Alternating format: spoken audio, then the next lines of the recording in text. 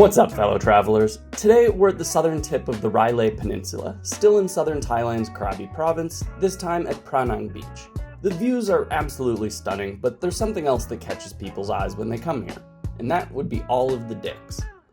So today we're going to learn all about Animism, a worldwide pseudo-religious practice that's as diverse as it is widespread. We'll start with the animism practiced by the local people of the area, then move out to look at some traditions from around the world.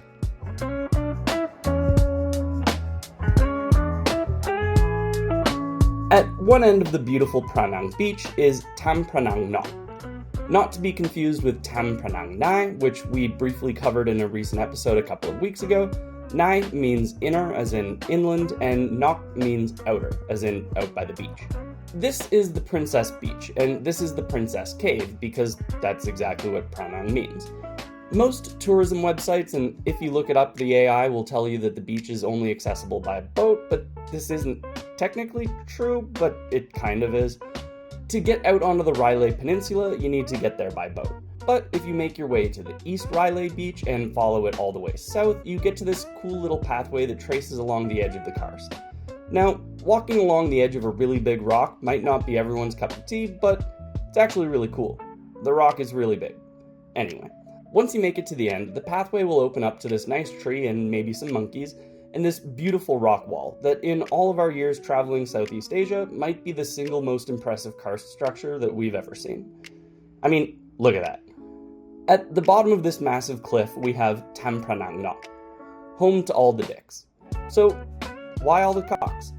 Well, there are a few main stories about the origin of the cave, none of them being directly phallically related, but all tangentially tool related. So let's take a look at those now. We'll go from the least likely to the most likely. There's a story of two feuding families. Why are they fighting? Zero consensus in what we've read, but they didn't like each other. That much is established. The son, Bun, from one family had fallen in love with a girl named Nang from another family. They were so in love that the families decided to put their issues behind them and arrange a marriage for them. However, there was apparently a little bit of a love triangle going on because a powerful local sea serpent spirit was also trying to get some Punang, and so wasn't happy about the whole deal. It seems like there's more to the story, but it's behind paywalls and we don't make any money from this channel, so the sea serpent's role in creating the Pant Serpent Cave is gonna have to remain a mystery for now. If anyone watching knows the rest of the story, please fill us in the comments. The second legend is a bit of a mixed one because we've seen sources that tell two differing versions of the story. The first is that a local Chaoley woman, Chaoley being a group of local indigenous ethnicities that we did a deep dive on in our last episode in the PP Islands, check that out here. Anyway, this Chaoley woman married a fisherman who one day went out to work and then was lost at sea. She, also named Nang, apparently waited in this cave for her husband to eventually return from sea until she got old and died. When she did, she became a spirit that can help with fertility, something along the lines of because her and her husband couldn't have had kids, she helps others to do so. The other version of this story that we've seen is that a local Chaoley woman got married and then her hubby ditched her for someone else. In anger, she decided to become a sorceress who would curse or bless people coming to the beach depending on vibes or something, I guess. The third, and in our opinion most likely option, is the drowned princess legend. Apparently, many centuries ago, an Indian princess was sailing on a boat nearby which sank. Seeking out dry land, her spirit found this cave and stayed here ever since. There is a sign at the entrance of the cave that says, "Note, she isn't a god, she's Indian. She believes in the phallus, or lingam, as a symbol of the Hindu god Shiva."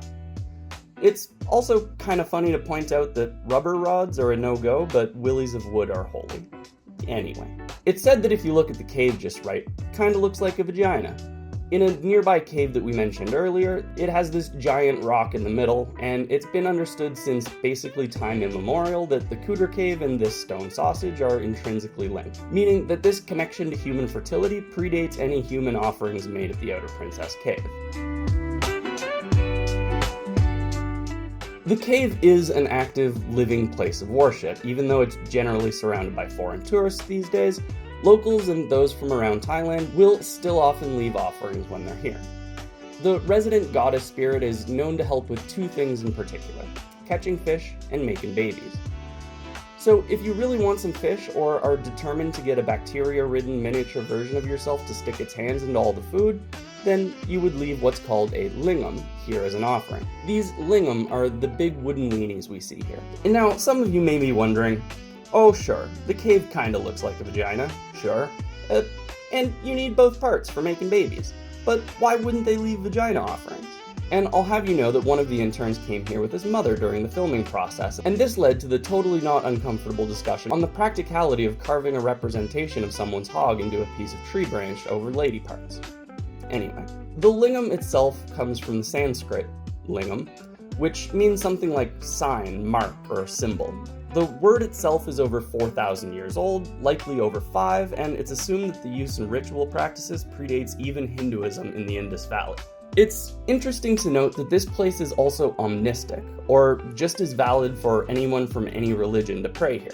Local Buddhists, Muslims, and animists all pray here. The princess herself was likely a Hindu follower of Shiva. And this presents us with a perfect opportunity to pivot to the real purpose of this episode, which isn't Wang's, but rather animism.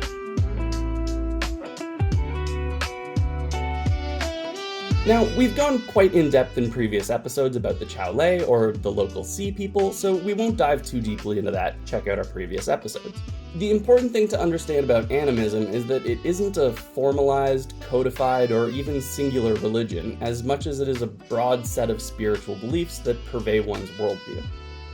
As the anthropologist E.B. Taylor put it, all nature is possessed, pervaded, crowded with spiritual beings.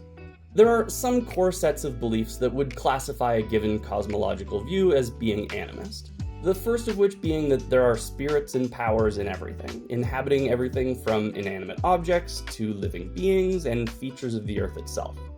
That these spirits influence daily life and the outcomes of events in the world. These spirits have to be convinced through prayer, rituals, and offerings to bring favor as opposed to bringing curses. These traditions have also brought about a lot of words that we know in modern English, like fetishism. Not the kinky kind, but the idea that things like carvings or crystals hold some form of innate power. It also brings us the word shaman, a person who's set apart from the rest of society by having a closer connection to the spirit world, and even the word mana, the stuff you collect in video games for psychic powers or collecting lands in Magic the Gathering for, which wasn't invented by the modern gaming industry. It comes from Pacific and Indian Ocean animistic spiritual practices. The nomadic sea peoples of the area have various festivals throughout the year. Check out our episode on PP Islands for more detail, but interestingly, most of their festivals are biannual, celebrated once, then again 6 months later. The largest of these festivals is the Loi Rua, where ceremonial boats are loaded with offerings and pushed out to sea. Another interesting aspect to keep in mind is that, inherent to the ways that animist and Buddhist practices work, this allows for a lot of syncretism between the two belief systems. Syncretism in the religious context is that certain beliefs and practices can coexist across both or many systems. Local sea nomads take part in Buddhist festivals, and local Theravada Buddhists, shameless plug here for our episode on the differences between Theravada and Mahayana Buddhism, check it out here. These Thai Buddhists can also pray at animist shrines and incorporate these stories into their own practices. In periphery societies, syncretism is the norm rather than the exception.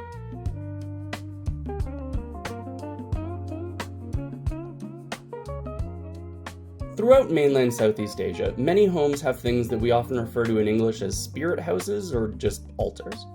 Burmese Nat Sin or Nat Kun, the Thai San Prapum, and Khmer Rian Priapum. These are very similar to the Ban Tha found in most Vietnamese homes. While in the Vietnamese context these have mostly become oriented towards ancestor worship, they can and often are also used for holdover animist beliefs.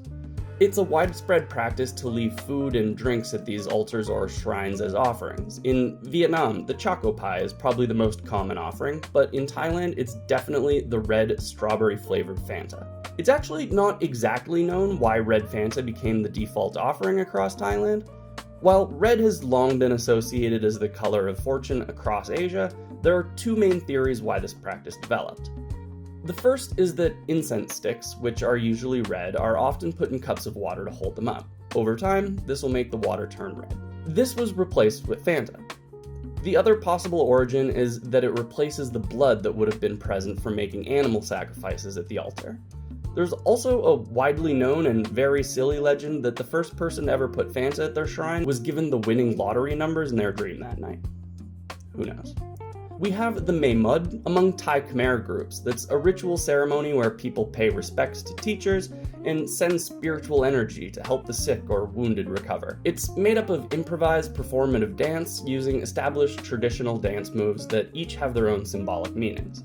The Angkor Wat complex in Cambodia has a statue of a spirit named Ta Riek that local communities believe to be the guardian spirit of the complex and regularly bring offerings to. If we head north to Laos, we can find the tradition of Baki, also called Sukwan, that involves rituals to bring wandering spirits known as Kwan back into the body. People then tie threads around their wrists to keep the spirit tethered to the person doing the ritual. Over in Myanmar, there's something called the Umin Kya ceremony that is performed at events like weddings to honor spirits called Nat. Burmese animist traditions have an entire pantheon of Nat spirits that are integrated with but fully distinct from the Buddhism that's practiced there. In Kalimantan, the Indonesian section of the island of Borneo, there's a long tradition among tribes like the Dayak and Basap people to carve elaborate wooden pieces of art that hold spiritual functions. There are the Babaylan shamans that still remain in some places in the Philippines, generally women or feminized men who are seen as mediators between the spirit world and the communities they serve. They perform ritual actions, go into trance states, and do healing ceremonies. While these shamans still exist, they're mostly there for cultural continuity rather than genuine practice. Over in Little Brunei, ambak, monkeys, and ayam, chickens, are seen as spiritual beings. If we take a look over at southern Africa, we can take a look at the San people, who live across the Kalahari Desert, across the countries of Botswana, Namibia, South Africa, Angola, Zambia, and Zimbabwe, because African borders are a neo-colonial mess. In their cosmology, there was a time in the past where animals and people could shift back and forth between their forms, everything being just as much everything else as anything. There's a quote that the book we're referencing this from that isn't attributed to anyone that describes this time, but I like it. At this time, all spoke the same language. That was the time when words were like magic. Interesting little Tower of Babel historic monolingualism parallel there. If we look to the Arctic Circle and the Inuit who live there, we can find shamanistic practices relating to taking the power of polar bears. For many indigenous groups in the Amazon, people in the ecosystem are ontologically inseparable, as in one cannot be one without being a part of the other. A ritual ecology is in place, one in which a man's ritual must conform to the relationship between the species to maintain an ideal balance between the beings that inhabit and constitute the forest. Animism is also deeply rooted in Western mythology, with the story of Actaeon from Ovid's Metamorphoses, where a hunter sees the goddess Artemis naked in the tub, and so she turns him into a stag who is then eaten by his own hunting dogs. Even things like someone who keeps a Bible in the glove compartment of their car as a ritualistic symbol that's supposed to protect them from car accidents is straight up fetishism. Horoscopes, lucky charms, knocking on wood, these are all things that represent the animist substrate that practically all cultures have.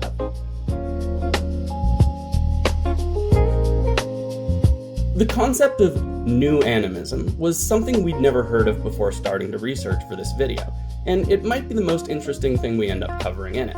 It's a new environmental, anthropological, and philosophical movement that is the most interesting scholarly shift since the term animism was first decided on in 1870.